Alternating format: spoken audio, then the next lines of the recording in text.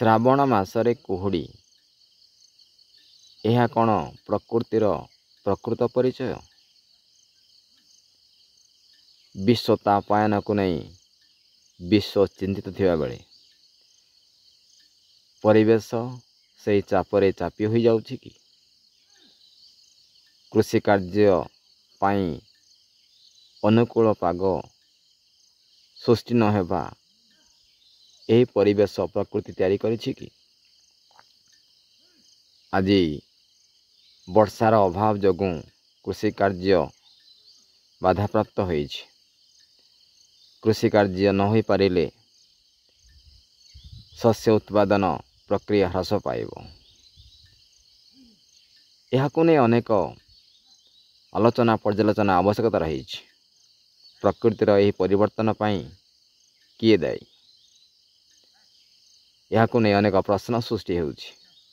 ଆସନ୍ତୁ ଦେଖିବା ଆଉ କିଛି କୁହୁଡ଼ିର ପ୍ରଭାବରେ ଫିକା ଫିକା ରହିଛି ଅନେକ କିଛି। ନିଶ୍ଚିତ କିଛି ବିପରୀତ ପ୍ରକ୍ରିୟା ପରି ପ୍ରକୃତିର ଏହି ପ୍ରକ୍ରିୟା। କେବେ ବି ଶ୍ରାବଣ ମାସରେ କୁହୁଡ଼ିର ଆସ୍ତରଣ ଜମିବା ପ୍ରକୃତି ବିଜ୍ଞାନ ସହିତ ସମ୍ପର୍କିତ ନୁହେଁ। ଏପରି କାହିଁକି ହେଉଛି? ଏହାକୁ ନେଇ ପ୍ରଶ୍ନ ସୃଷ୍ଟି ହେବା ଆବଶ୍ୟକ ଏବଂ ସମାଧାନ ପାଇଁ ସୂତ୍ର ବାହାର କରିବାର ଆବଶ୍ୟକତା ରହିଛି।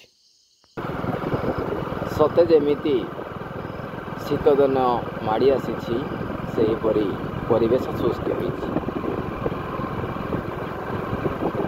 ଦୃଶ୍ୟକୁ ଦେଖିଲା ପରେ ପ୍ରକୃତି ପ୍ରେମୀମାନଙ୍କ ପାଇଁ ଅନେକ ଆଶା ଏବଂ ଆଶଙ୍କାର ଏ ଦୁଇଟି ପାଚେରୀ ତିଆରି ହୋଇଛି।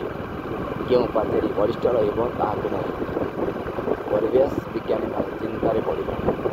ଆସନ୍ତୁ ଅନୁଭବ କରିବା, ଅନୁମାନ କରିବା, ଅନୁଶୀଳନ କରିବା, ଯାହାକୁ ନେଇ ଆଗକୁ ବଢ଼ିବା।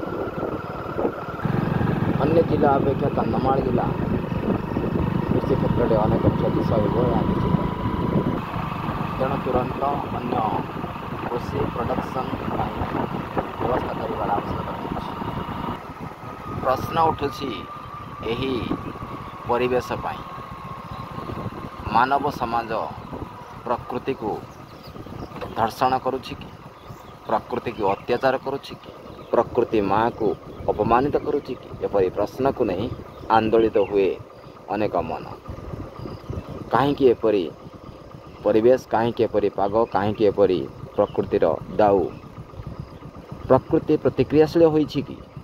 ଏପରି ଅନେକ ପ୍ରଶ୍ନକୁ ନେଇ ଆଜି ବି ଅନେକ ପରିବେଶବିତ୍ ଚିନ୍ତାରେ ଅଛନ୍ତି। ସମାଧାନ ପାଇଁ ଯୋଜନା ଦରକାର, ସମାଧାନ ପାଇଁ ଶାନ୍ତି ଦରକାର, ସମାଧାନ ପାଇଁ ସଦ୍ଭାବନା ଦରକାର।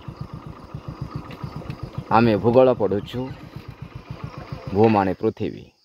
ଏହି ପୃଥିବୀକୁ କିପରି ଶାନ୍ତ ପ୍ରଶାନ୍ତ ସହିତ ପୃଥିବୀକୁ ବ୍ୟବହାର କରି କିପରି ପ୍ରଡକ୍ସନ୍କୁ ଅଧିକ ସକ୍ରିୟ କରାଯାଇପାରିବ, ସେଥିପାଇଁ ଅଧିକ ଚିନ୍ତନ ଆବଶ୍ୟକ ରହିଛି। ନିଶ୍ଚିତ ଭାବରେ ଏକ ଗୁରୁତ୍ୱପୂର୍ଣ୍ଣ ବିଷୟ ଆମ ଚ୍ୟାନେଲ୍ ମାଧ୍ୟମରେ ସଚେତନ ଏବଂ ସମାଧାନ ପାଇଁ ଏହା ସମର୍ପିତ। ଶ୍ରାବଣ ମାସରେ କୁହୁଡ଼ି ପ୍ରକୃତିର ବିପରୀତ ପ୍ରକ୍ରିୟା କି?